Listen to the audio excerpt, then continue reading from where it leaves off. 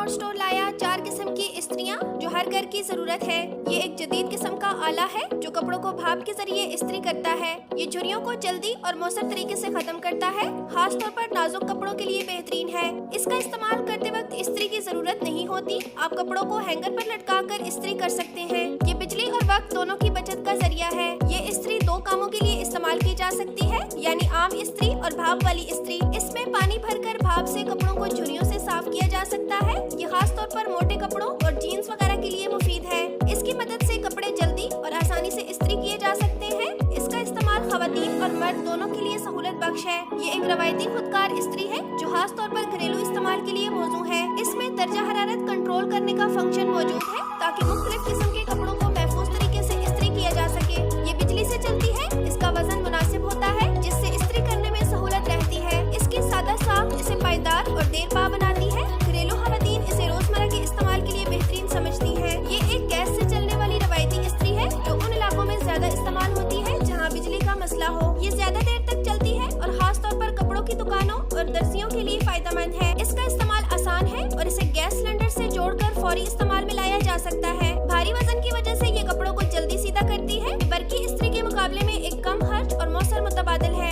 अभी अपनी जरूरत की इस्त्री ऑर्डर कीजिए और 3 दिन में अपने घर की दहलीज पर वसूल कीजिए।